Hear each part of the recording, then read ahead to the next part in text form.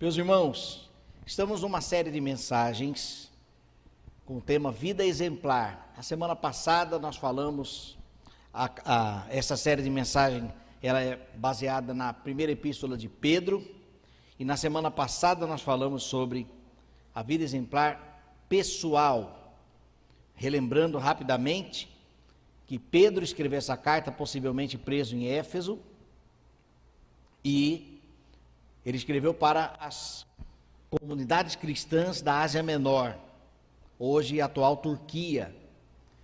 As suas orientações foram sobre a importância da nutrição espiritual na palavra de Deus, desejai ardentemente, a palavra como crianças recém-nascidas que buscam o leite espiritual. Então nós temos que buscar a palavra de Deus como o alimento oficial para a nossa vida espiritual.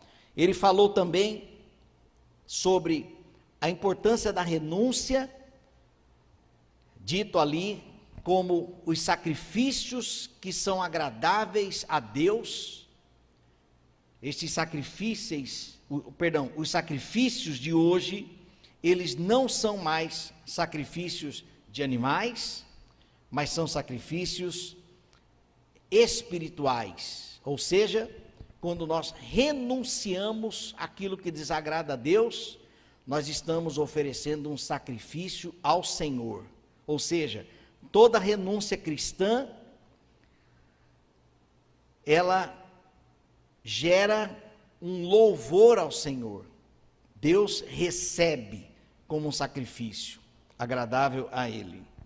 As responsabilidades que nós temos como cristãos, sendo nós sacerdócio real, a responsabilidade que temos do nosso testemunho, sendo nós uma nação santa, separada, nesta sociedade que precisa de referências, e também a responsabilidade que temos de anunciar as virtudes de Cristo, que é aquele que nos chamou das trevas e trouxe para a sua maravilhosa luz. A mensagem de hoje, nós vamos pensar no capítulo 3, a partir do capítulo 3, a responsabilidade que nós temos na família. O texto é uma orientação para os deveres dos casados, porém, todos os seus princípios se aplicam a todos os membros da família. Então, por isso que eu estou chamando esta mensagem de vida exemplar familiar ou vida familiar exemplar. Lembrando que esta carta foi escrita para os cristãos gentios, aqueles que haviam se convertido,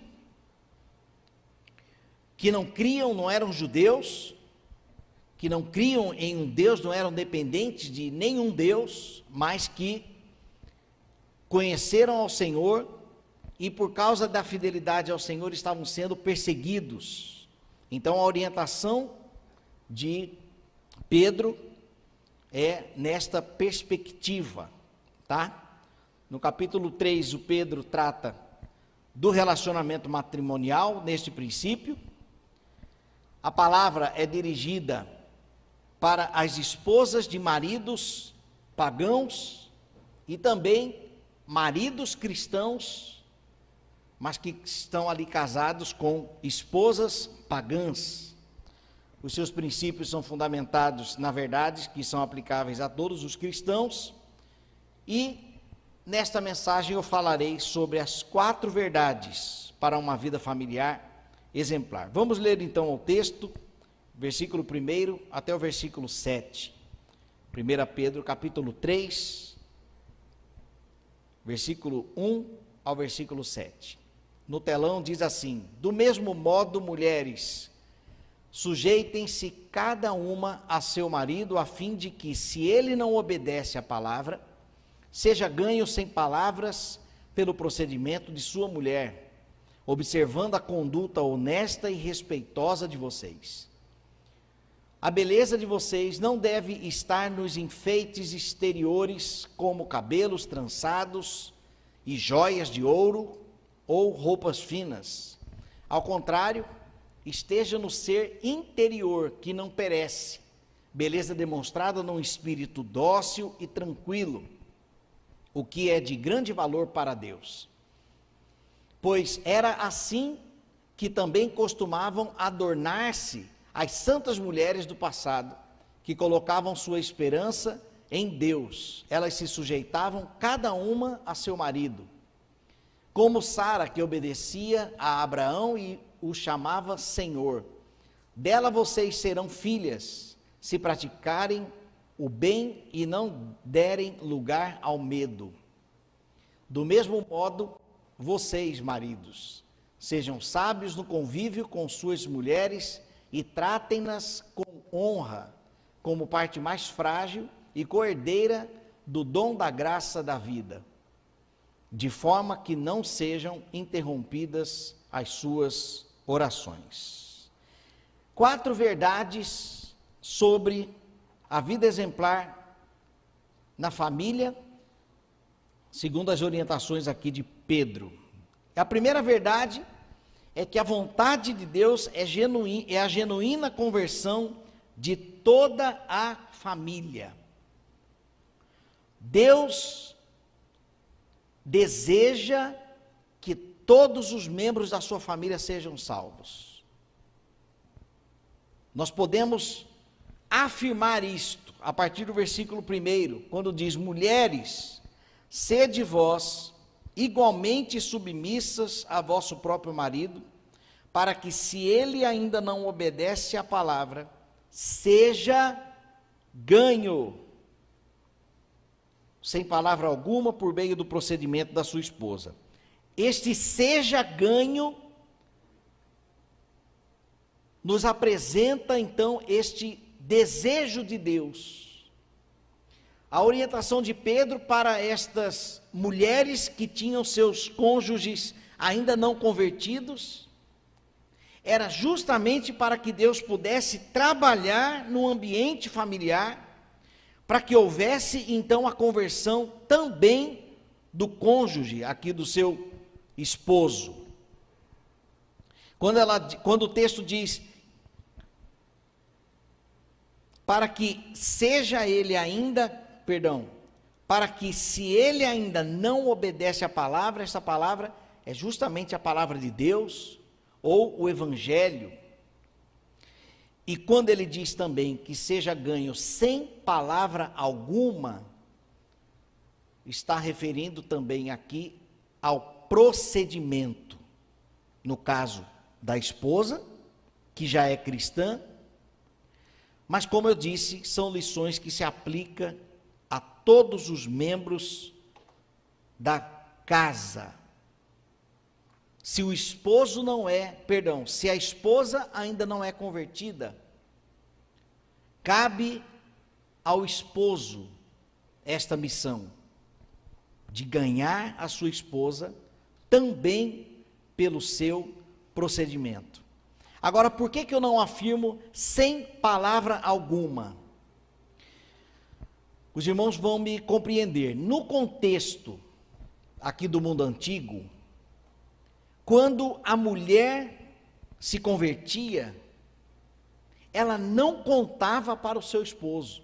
Nós estamos falando de um contexto onde não havia ali o cristianismo como uma religião predominante, como é hoje. Então, a conversão da mulher deveria ser silenciosa dentro de casa. Mas como evangelizar então o seu esposo? E a orientação de Pedro é: pregue através da sua conduta. Mas ainda assim, neste mundo antigo, quando um homem, no caso, quando o marido se convertia, ele poderia compartilhar com a sua esposa, e a tendência era que toda a sua família também se convertesse, por se tratar do marido, ou do homem, do responsável no lar. Era mais fácil quando o homem se convertia, vir toda a família, como também, em muitos casos, nos dias de hoje, acontece. Nós percebemos que a igreja evangélica, de um modo geral, é predominante o número de mulheres. Não que todas as mulheres da igreja não tenham os seus esposos convertidos, não. Mas nós percebemos isso nas igrejas, que é comum mulheres serem convertidas e seus esposos não. Agora, quando se tem o marido na igreja, é mais comum termos também a sua esposa e seus filhos do que no caso contrário. Então, quando a mulher tem o seu esposo incrédulo, a postura dentro de casa fará toda a diferença. Criará então um ambiente para que haja a conversão. Da mesma forma se aplica aos filhos que têm os pais não convertidos. Nós temos espaço para diálogo hoje, muito mais facilidade do que nesta época. Mas às vezes, quando o assunto é religião, há um bloqueio. Então, os filhos também podem conduzir desta forma a sua postura dentro de casa. Atitudes de fidelidade a Deus. E se não houver espaço para diálogo, para uma palavra sobre o assunto, sobre cristianismo, sobre igreja, sobre Bíblia, então que os pais sejam ganhos sem palavras, porque é possível testemunharmos de Cristo através do nosso comportamento. Então, a vontade de Deus é a genuína conversão de toda a sua família. Eu reforço isso aqui, meus irmãos, para que você não desista da sua família. Não desista. Se você já falou de Cristo para a sua família, permaneça fiel em suas orações e em seu comportamento, tá? A segunda verdade deste texto trata-se da fidelidade do cristão em casa para proporcionar o ambiente de manifestação de Deus. Também o versículo 1: ao observar o vosso comportamento honesto e cheio de temor. Não é qualquer comportamento a vida do cristão. Hoje, a proposta do mundo é: você precisa fazer aquilo que é certo para você. Você precisa viver aquilo que é bom para você, independente da opinião dos outros. Mas a postura que a palavra de Deus tem para nós cristãos não está relacionada àquilo que é bom para mim ou não. Eu desfruto do prazer de ser escravo de Cristo. Eu desfruto da alegria que tenho de me limitar às coisas que eu posso em Cristo e às coisas que eu não posso. E às vezes pode acontecer de a minha vontade carnal desejar algo que não seja agradável ao Senhor, e eu preciso renunciar isto. É o preço de sermos uma nação santa. Nas palavras de Pedro, a nação santa era uma nação separada, onde outras nações olhavam e percebiam que havia algo diferente ali. Existe um Deus que eles temem e eles obedecem às leis desse Deus. E da mesma forma se aplica a nós hoje. Nós não podemos viver de qualquer forma. E isso se aplica também dentro da nossa família, dentro da nossa casa. Meus irmãos, antigamente, há pouco tempo atrás, nós usávamos a seguinte expressão: o mundo está entrando na igreja. Vocês já perceberam que a gente não tem mais dito isso? Sabe por quê? Porque nós estamos imersos no mundo. Já não tem como separar mais.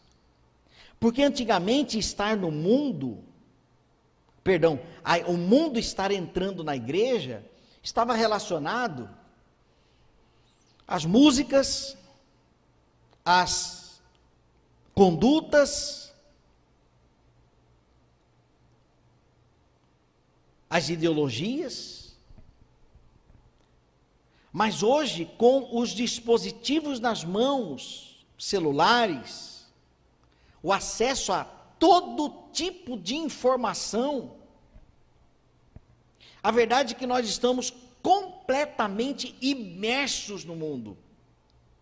E agora, cabe a cada um de nós, primeiramente individual, né? Cada um de nós,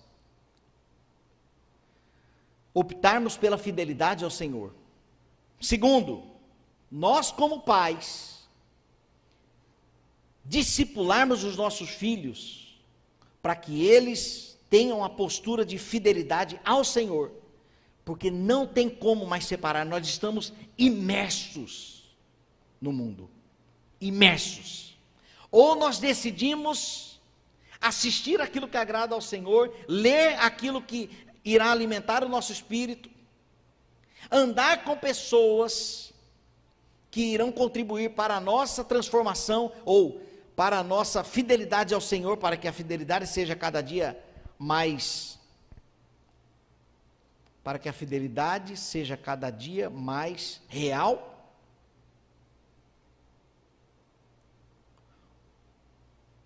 Ou então, mergulharemos nas propostas que estão ao nosso lado, sendo ditas para nós a todo momento, porque eu preciso afirmar, meus irmãos, está cada dia mais difícil. É impressionante como que o mundo está nos cercando de uma forma que nós estamos achando normal aquilo que a Bíblia diz que é aberração. Então, a nossa fidelidade proporciona um ambiente para a manifestação de Deus, a começar na nossa família. Quando eu permaneço fiel ao Senhor, ali eu estou dando oportunidade para Deus falar, para Deus revelar, para Deus se apresentar para aqueles que não são crentes dentro da minha casa. O texto: ao observar o vosso comportamento honesto e cheio de temor. O nosso comportamento, meus irmãos, é sobre isso aqui. O nosso comportamento conta no reino espiritual. Não, eu vivo do meu jeito, mas assim, meu coração está... Não é isso. Se o seu pensamento é esse, o seu pensamento está equivocado. E talvez hajam pessoas na sua família que ainda não se converteram por causa do seu comportamento. Resultado de falta de entendimento. A nossa postura deve ser de fidelidade a Deus. O nosso traje deve ser de fidelidade a Deus. Não é essas roupas indecentes,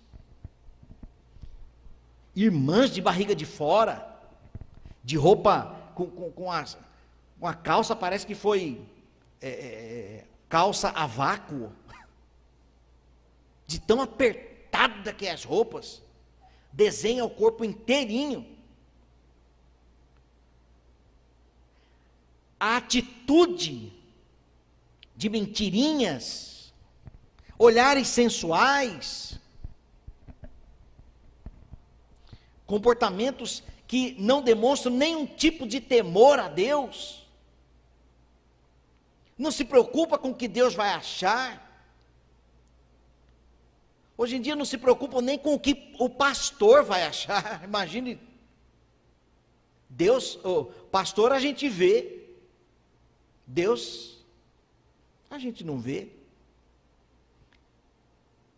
E se não temem nem o pastor, não que as pessoas devem ter medo de nós, não é isso, mas uma questão de reverência ao Senhor. Como é que a minha família irá conhecer a Deus, se não há comportamento?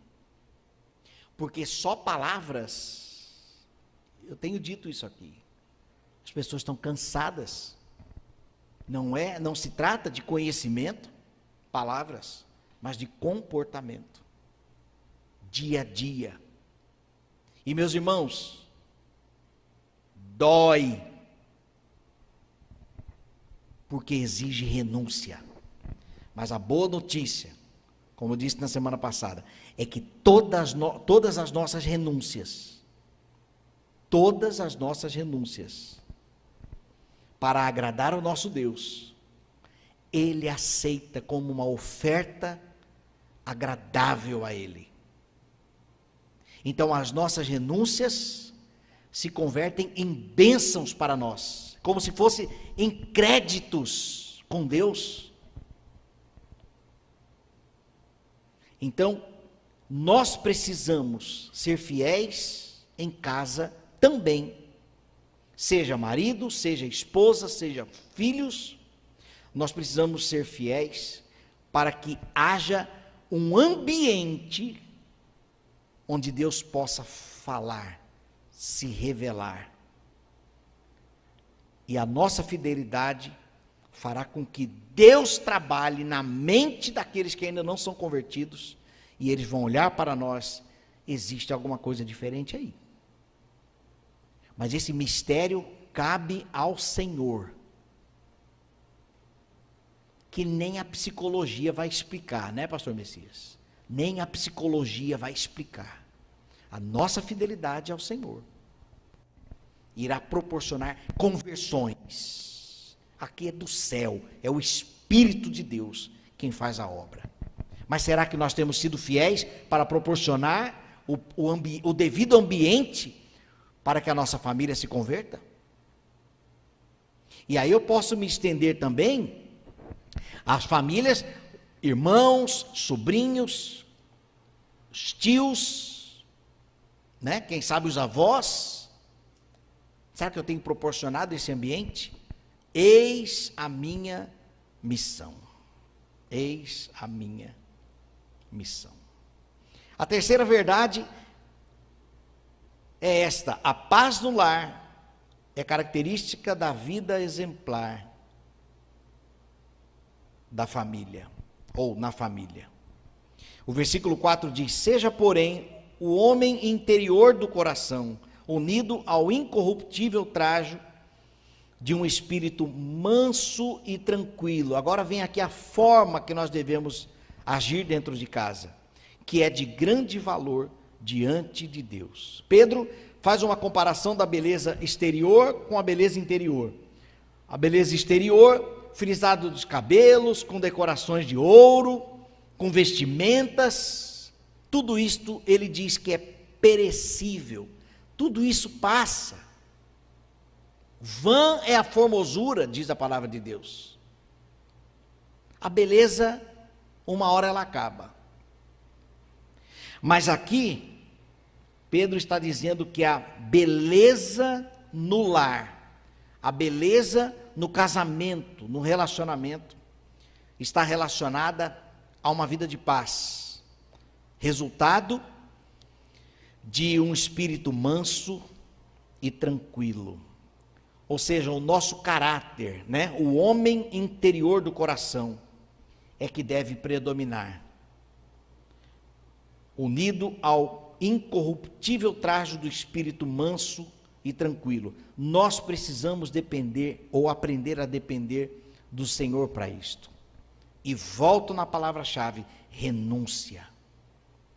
Aqui no versículo 5, no capítulo 2 mesmo,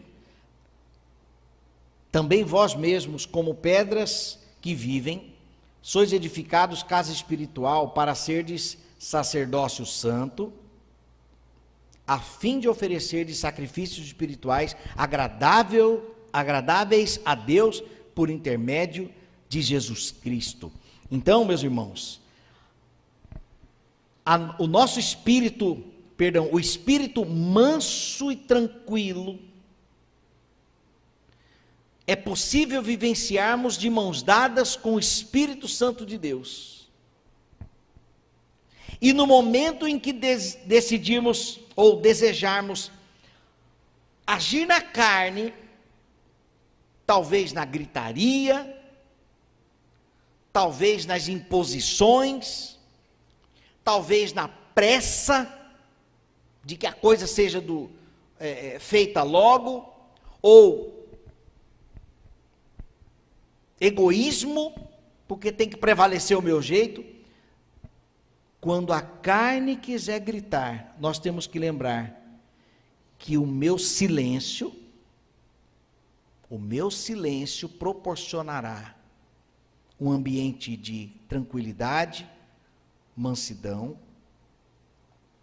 e por se tratar de renúncia, Senhor, mais uma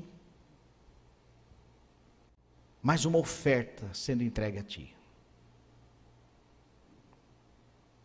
Se for um ato carnal de vingança, ou um desejo carnal de vingança, renuncia. A vingança pertence ao Senhor. Senhor, é contigo. Senhor, esperarei em Ti. E assim nós podemos proporcionar um ambiente de paz no lar. E, consequentemente, sermos um exemplo de família. Não para a nossa glória, muito menos para a nossa vaidade, mas Pedro deixa muito claro aqui que nós não podemos viver de aparência. A aparência, nossa, aquela família aparenta ser uma família exemplar. Mas será que nós não estamos só cuidando dos cabelos? Será que nós não estamos cuidando somente da aparência? Eis a importância de sermos de fato, para representarmos, para externalizarmos aquilo que de fato somos. Talvez você conheça famílias que você sabe que do lado de dentro não está condizente com aquilo que eles aparentam. E que Deus tenha misericórdia se seja a nossa família. Mas é preciso muito mais, meus irmãos. É preciso muito mais para nós desfrutarmos, para nós sermos de fato, vivermos de fato uma vida exemplar. Porque sermos de fato pode soar assim, para que a sociedade veja, mas não é isso. É vivermos a vida que Pedro orienta aqui. No meio de perseguições, no meio dos gentios, no meio dos não crentes, eu preciso viver a minha fidelidade a Deus, que desta forma eu proporcionarei uma oportunidade de conversões. Deus, usa-me a partir disso aqui. E a nossa missão para que esse ambiente seja uma realidade, um instrumento poderoso nas mãos de Deus, é que eu viva, ou que vivamos de forma tranquila, com um espírito de mansidão. E então proporcionaremos um ambiente de paz. Proporcionaremos um ambiente de paz. Colossenses 3, versículo 12 a 14 diz: revesti-vos, pois, como eleitos de Deus, santos e amados, de entranhas de misericórdia, de benignidade, humildade, mansidão, longanimidade, suportando-vos uns aos outros, perdoando-vos uns aos outros, se alguém tiver queixa um contra o outro, assim como Cristo vos perdoou, assim fazeis vós também. E sobre tudo isto revesti-vos de amor, que é o vínculo da perfeição. Não se trata o cristianismo de eu não tenho domínio próprio, fazer o quê? Não. Há um preço alto, porque o Espírito milita contra a carne. Mas nós temos que viver, nós precisamos renunciar para que haja um ambiente de paz. Espírito manso e tranquilo. E por fim, a quarta verdade, o Senhor deseja responder às orações em favor da nossa família. O texto diz, versículo 7, maridos, vós igualmente vivei a vida comum do lar, com discernimento e tendo consideração para com a vossa mulher, como parte mais frágil. Tratai-a com dignidade, porque sois juntamente herdeiros da mesma graça de vida, para que não se interrompam as vossas orações. Outro mistério aqui, a forma como eu convivo com a minha esposa interfere nas orações que eu faço. Mistério. Se eu vivo em comum acordo com a minha esposa, as nossas orações são respondidas. Agora, se eu vivo num pé de guerra, as minhas orações podem não ser respondidas.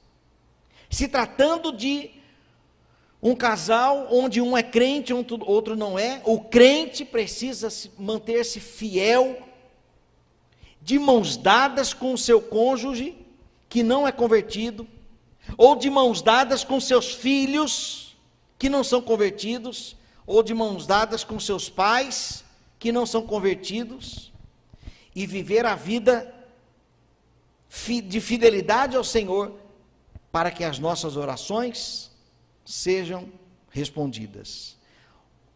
John MacArthur afirma que esta oração, para que não se interrompam as vossas orações, tem a ver, na verdade, com a oração para a conversão do cônjuge.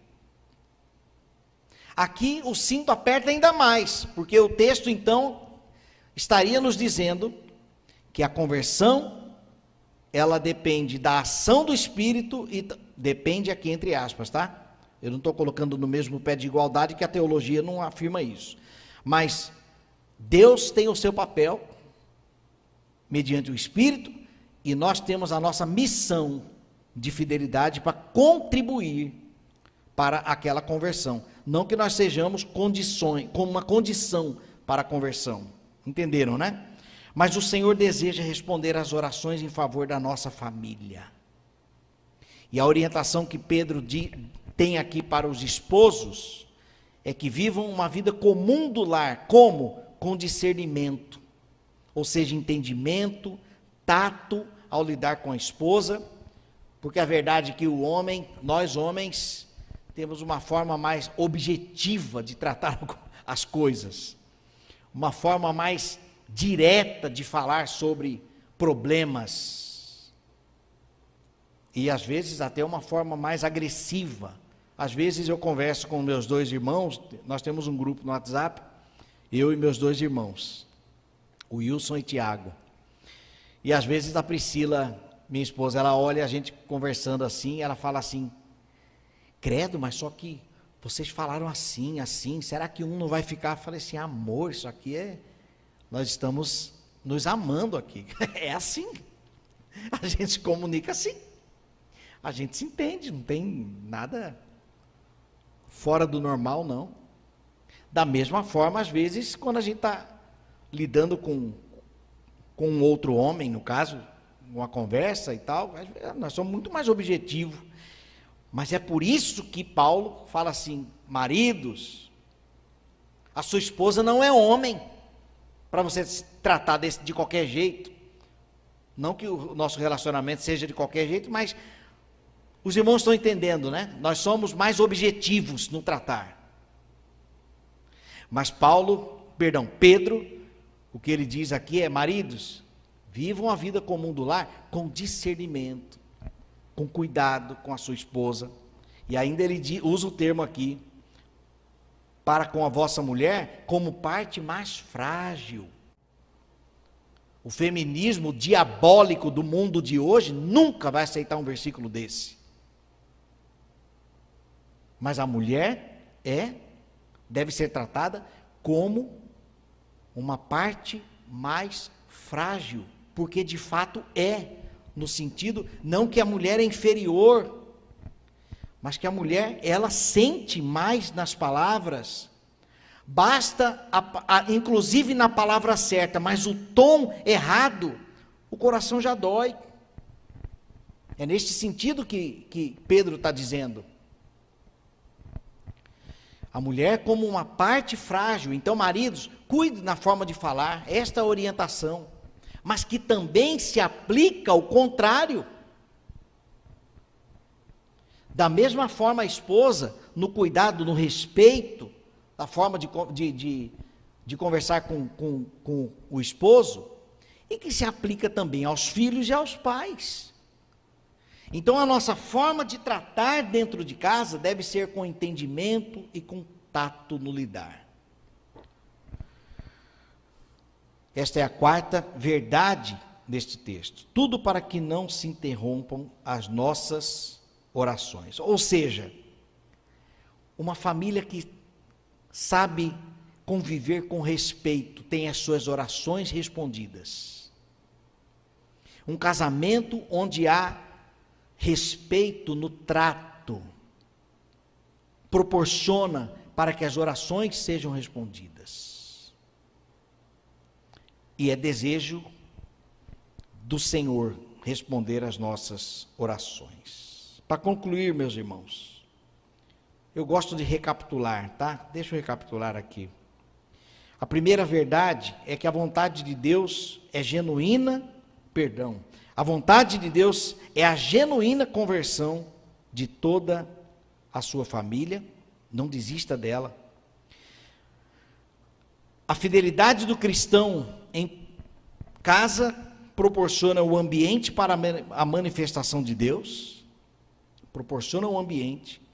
A terceira verdade, a paz no lar, o espírito manso e tranquilo, né? É característica da família exemplar.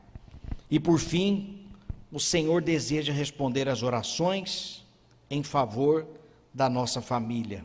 Já falei o como. E para concluir, então, a vida familiar exemplar deve ser um alvo de todo cristão. Exige esforço, paciência e perseverança. A vida familiar exemplar é atingível. Glórias a Deus por isso. É possível atingirmos esta bênção e desfrutarmos dos privilégios. O Senhor nos deu recursos para isso. A sua palavra, onde nós temos que desejá-la como a nossa nutrição espiritual. Ele nos deu do seu Espírito, que mortifica a nossa carne. Ele nos deu a sua igreja, onde nós podemos compartilhar as nossas dificuldades uns com os outros.